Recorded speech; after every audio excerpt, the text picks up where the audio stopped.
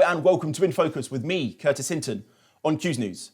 In this special edition of Q's News, we are talking about the sentencing of 14 years imprisonment for former Prime Minister of Pakistan, Imran Khan. Joining me today on the programme, I have got Barrister Shehzad Akbar and Dr. Amara. Welcome to the programme. Thank you so much for joining me. I know you are travelling at the moment, so I do apologise. You're in your car at the moment with us. So thank you for having me. It's a pleasure. And in the studio, I'm joined by Dr. Amara. Dr. Amara, welcome to the programme.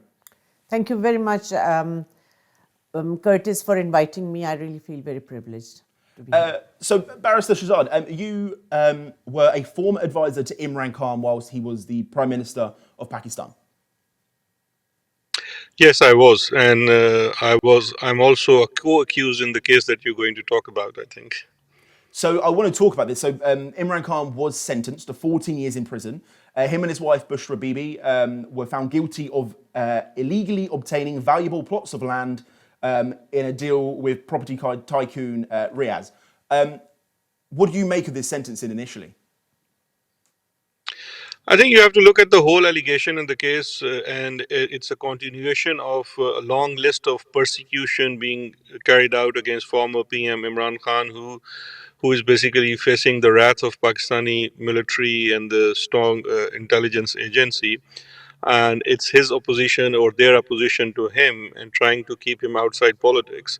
And this conviction is just another addition into series of already 4 failed conviction, because in the past that we saw he was charged with leaking official documents, infamous cipher case. His marriage was questioned, that he did not properly marry his wife, so that case he was convicted. Then there was illegal gifts gratification case that he was convicted, and all those cases could not stand the judicial scrutiny in the appellate process. And while I'm mentioning that, we should also keep in mind that the judiciary right now in Pakistan is really struggling for their own independence, because we have the very Islamabad High Court judges where this matter will be adjudicated once Mr. Khan appeals. Those judges, out of 8, 6 judges have themselves become victim of the ISI and other, military outreaches, where these judges have complained being threatened, their family members being kidnapped and tortured. ISI directly telling them to change verdict in Mr. Khan's case, and also one judge finding spy cams in his bedroom. So, one should keep in mind that all this is happening under these circumstances. So, I think the whole world is questioning the validity of this conviction that came out yesterday. I mean, that's something that is shocking. I mean, it did hit headlines here in the UK that he was sentenced to 14 years. Now, there isn't much context to it, though, with that. There are some reports, Sky News alert, saying there was the 14-year imprisonment, but it didn't necessarily lead on to say about the rest that you're saying. Do you think there is a common misconception that the West necessarily aren't reporting it correctly and fully at the moment? It's just he's been sentenced to 14 years for this crime and not actually showing the bigger picture of what's happening in Pakistan at the moment? I think initially the situation was quite bad, because when last year he was convicted, there was not much context given, but now there is some context coming. I was looking at some of the reporting internationally, and now they do mention these facts. It's just that right now the world also needs to wake up to understand fully what exactly is going on in Pakistan, because you are witnessing a situation where the judiciary, as I said earlier, is fighting for its own existence. The regime which is in power right now, which is fully backed by the military after they had stolen the general election last year, have brought in a constitutional amendment which basically has completely demolished the independence of judiciary. Right now, the executive not only appoints the judiciary, but also it fixes the cases before their hand-picked judges. So, for example, if I, as a citizen, is to judicially review any executive act of the executive will choose who will be the judge of that cause. So that is the scenario generally, and I think of course, it's so much to talk about, and I think in West it doesn't get reported. The only headline becomes that former PM has been convicted of some allegation, but it's important to understand the whole context as well. And I think when the name Imran Khan comes up, it's not just about him being the Prime Minister, it's about him being a World Cup winning cricketer too. So he will be a household name here in the UK for that reason. Dr. Amara, I want to bring you in on this conversation. As a Pakistani national living abroad, how do you feel about this at the moment? What's the narrative you're getting from people you speak to about this? Curtis, to be honest with you, it was I'm not surprised at all with the verdict because it was anticipated. And it seems like it was a part of the script, which a lot of people were already aware of. And apparently, Imran Khan was already told that this is going to be the verdict. He should be prepared for it. But who knows? In Pakistan, we have seen several examples of political injustices and verdicts are given. But you have seen the current rulers, they were previously convicted. So if convicted can be ruling the country, who knows what is coming in future? Because nothing surprises us anymore. Living abroad, when we look at it and when we talk to people, it's almost like a laughing matter because judiciary in Pakistan has no freedom and script writers, unfortunately, they don't realize that by giving these verdicts, they are making Imran Khan a bigger leader because his stature is going up and up. And I think the world has now seen how resilient he has become. So apparently he smiled when he heard the verdict because he was very aware that this is coming. I mean, we've seen some uprising over the last, say, 3 months as a minimum. In November, we saw the PTI final call. We then saw late in November, early December, the massacre in Islamabad. Do you think that all this kind of adds to their anger towards him, their disliking towards him, Barrister Shehzad? Yes, I think there is correlation, as Dr. Amara was mentioning, because this decision or conviction hasn't come in isolation. First of all, the pronouncement of this judgment was delayed 3 times in last 1 month, and that was at the backdrop of negotiations going on between PTI, the party of Imran Khan, and the government and military establishment. And it's a common belief or matter of common knowledge that he was being pushed to come to terms with the military, which Imran Khan has been publicly denouncing.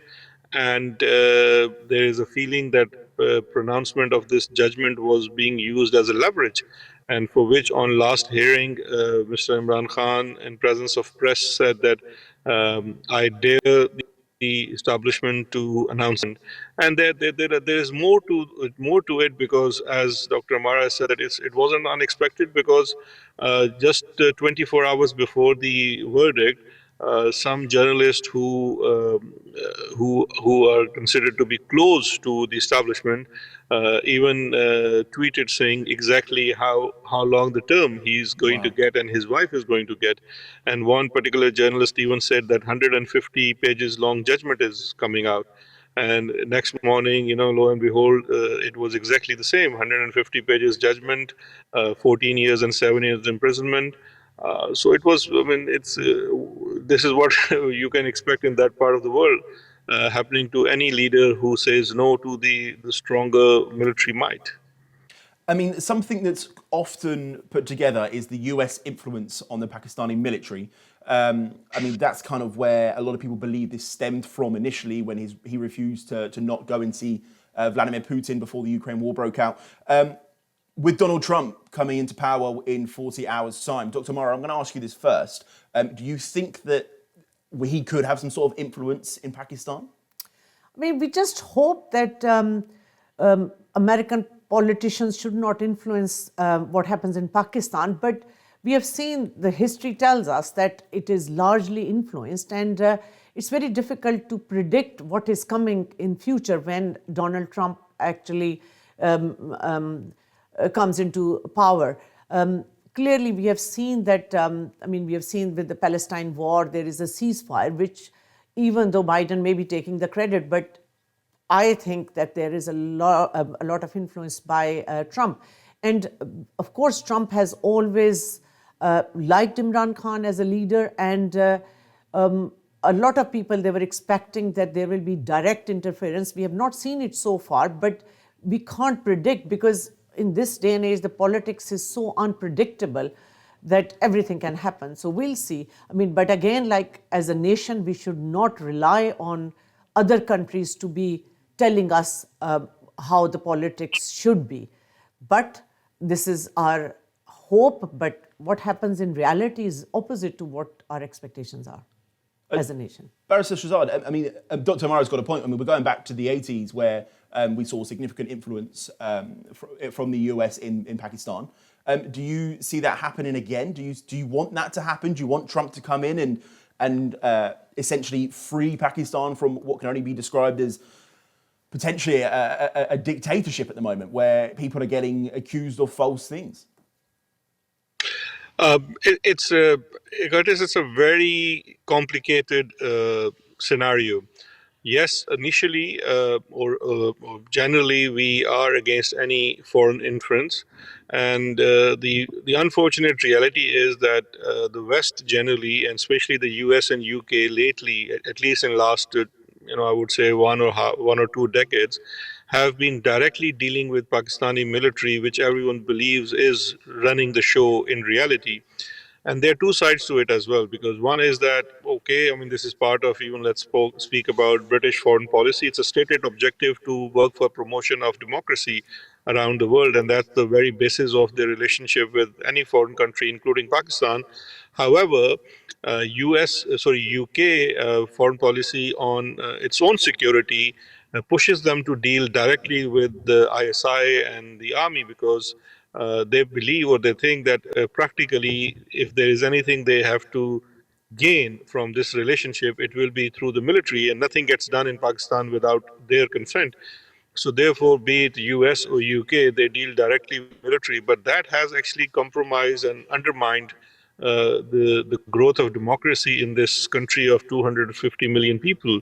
And the struggle that Imran Khan is leading, and his slogan of Hakiki Azadi, which means the real liberty for people of Pakistan, depends upon the foreign powers to respect the constitution of Pakistan and people's struggle for democracy, support for holding free and open elections, which is not really coming forth. And now moving forward, the previous administration in the US, Biden administration, supported the military's ultra hybrid rule, which is ongoing in Pakistan at the moment.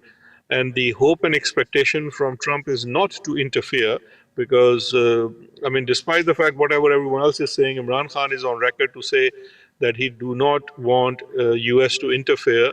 He just wants US to back off from supporting the military junta of Pakistan, so that he can lead the people's struggle for having the real democracy. And I think that's a way forward to Pakistan, because we cannot object on one side US interfering directly in Pakistan domestic affairs, but at the same time want them to interfere in other. What we want from US and what we hope from Trump's administration is withdrawal of all support of Pakistani military and the generals in Pakistan, and support the democratic institutions, and then I think let the Pakistani people decide their own fate. I want to stay with you, Barrister Shehzad, at the moment, just in regards to your position at this moment in time. So your involvement in the PTI and support for Imran Khan, what does that look like at the moment? Well, I'm currently in exile. I was in his cabinet, but I had to leave the country under consequences to my life and liberty and safety. I left Pakistan in 2020. Just to cut in there, so if you right now went back to Pakistan, your life would be in danger? I think if we look at the pattern, I will be taken to some unknown location, be tortured, and then, like what happened to many others who were picked up and tortured, produced before a court and become a witness against Imran Khan. And this has been the demand for last 2 years. This is the reason my house in Islamabad was raided. where my children and family were. My brother was picked up. He was basically forcefully kidnapped by the ISI, and then they uh, blackmailed me while I was in UK to come back And to Mr. Pakistan Akbar, and if testify. you don't mind me asking, this you were attacked whilst in UK last year in summers. Was Yes, it? I that's mean, correct me if I'm wrong. That was a part of this case for which the verdict has just been given. Yes, it is, and you rightly pointed out. First step was that my brother was kidnapped. I was asked to come back and testify against Imran Khan, and I not only refused, I actually lodged a criminal complaint in the UK with the local authorities, which was being investigated. And then, with the help of my local MP and raising the voice in the British Parliament, my brother was eventually released. And follow up of that, exactly 4 months after, was an acid attack at me at my house in Hertfordshire, where I used to live. Now I had to move my location because the Pakistani agents were after me, and this was also reported here and widely reported in the media. And since then, I have been even extra cautious about my whereabouts and movements. Because this demand was continuously there that I should just come and testify against Imran, because this has been the pattern in last 3-4 cases, and in this particular case, I refused to become witness and falsely testify in this case. So I had to bear the consequences, and so yeah, let's see where we go from here. It's truly remarkable what you've managed to come through. I mean, it doesn't sound like the easiest period of anybody's life, to be honest with you. What next? What is the next stage for Pakistan? I mean, Imran Khan isn't a young man, and I'm sure he won't mind me saying that. It's quite obvious. He's got hundreds of cases still against him. If he gets 10, 14 years for the next, even 4 more cases, he's going to die in prison. There's no denying that. What next for Pakistan? How can that be changed? Well, I think it's. I think what's next for Pakistan is that Imran Khan has to come out of prison, and he will eventually. There have been other convictions which have not been able to stand the judicial scrutiny in High Court, and even this case, his lawyers are planning to file an appeal next week. But I understand that there are 2 more convictions which are on the cards. It's a continuous struggle. People will have to come out. People have come out. People have responded to his calls in the past. The military has dealt with that with brutal force, I would say lethal force, but nothing has been able to really stop the people's following of Imran Khan, and that is the hope for not only Imran Khan himself but for Pakistan. I think the struggle continues. If we look at example in many other countries where we had developing economies and developing democracies, people had to struggle, and Pakistan has to struggle as well. I think we are lucky in a way that we have a leader like Imran Khan who is not ready to compromise and come to terms with the military and the ultra hybrid rule that they have in the country. I think he will have to struggle till he gets out. And in terms of his age, may I just add, I think he is about 25 years older than me, but he's 200 times fitter than me. So I think he has good another 15, 20 years to go. Do you see a future as Imran Khan as the Prime Minister, or freed with significant, not power, but significant influence in a positive future for Pakistan? I might sound a bit biased, but that is the only future for Pakistan, because that is the only force that unites all the 4 provinces, different ethnicities, different, factions.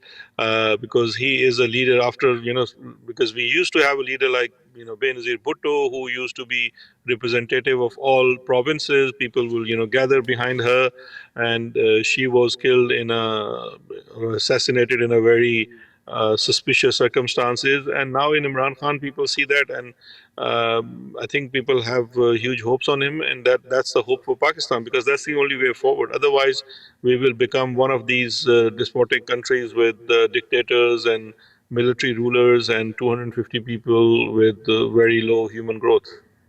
I know you haven't got long, so one more question for you. Have you been able to communicate to Imran Khan since being here in the UK? Are you able to have conversations with him or get messages through to him? How is he doing? Do we know? Uh, he is in high spirit. We get to know about him through the lawyers who visit him and his family. His sisters always there to attend all the hearings, who themselves had to suffer a lot because they are being threatened constantly. They were put in prisons a couple of times for communicating his messages.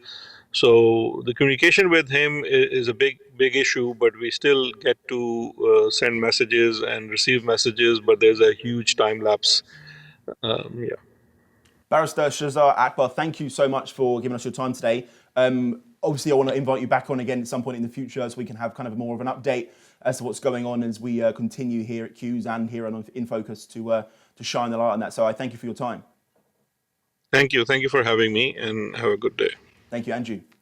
So, Dr. Amara, I mean, we heard from Shehzad about what's happening at the moment and the future. Do you think that there's going to be a prosperous future for Pakistan in the near future? Well, as a Pakistani living abroad, I think Imran Khan is the only hope, because we have seen other politicians who work for the benefits. They come into power, they help themselves, they rob the country, they go abroad. I mean, they've got no interest in welfare of the country. Yeah. And Imran Khan has given the voice to the people. A lot had been happening in Pakistan, but a lot of public was not aware of that. And thanks to social media, that actually worked wonders, and people have now opened their eyes and they can see what they were not able to see before because of the strong hold of the media. It was so much in control of military establishment that people could not see the actual true politics in Pakistan. So Imran Khan is a definition of a true leader. He's resilient. He has shown no sign of compromises on people's condition. And he's got no problem staying in prison until his demands are heard. And this verdict that has come out, it is another example that he was made offers, he did not compromise. And I don't see him compromising. For him to come back in power is no longer, I think, his plan. All he wants is to free the country from the claws of these military establishment that has controlled the country in the last 7 decades. And I think we only hope that he's freed soon and he can bring the country back on the track. And it seems, speaking to yourself and Shehzad, Pakistani nationals, you believe that the only way forward potentially is America backing off and Pakistan creating its own right for democracy. This is exactly what Imran Khan was demanding, and that is why he was not liked and supported by the previous American cabinet, because he wants everyone to back off so that people in Pakistan can actually make decisions for their future. And politics there should be true democracy in the country, because people can't actually function like that. So much has happened in the last couple of years that we had never seen before. And I think it has created more hatred amongst people towards military establishment. And I just hope that they understand what public wants. If you could speak to Pakistani citizens around the world who are fearful that this is not going to end, what would you say to them? What encouragement would you give them that there is an end to this? I would say that there is light at the end of tunnel. Hope is there. Pakistani as a nation, they are very resilient, because we have seen that no matter what they have been put through in the last so many years, they still survive. Otherwise, any other nation would have just been drowned, and they don't. So they should not give up on hoping for a better future for Pakistan. Thank you so much for joining me on the programme today. Thank you very much for having me, Curtis. So we've heard from both Barrister Shehzad Akbar and Dr. Amara here in the studio. The situation in Pakistan doesn't get any better at the moment, but there is light at the end of the tunnel, as Dr. Amara said. We will continue shining a light on this topic, and we will continue keeping you updated with the developments. You've been watching In Focus with me, Curtis Hinton, on Q's News. Stay tuned, stay informed, and stay focused.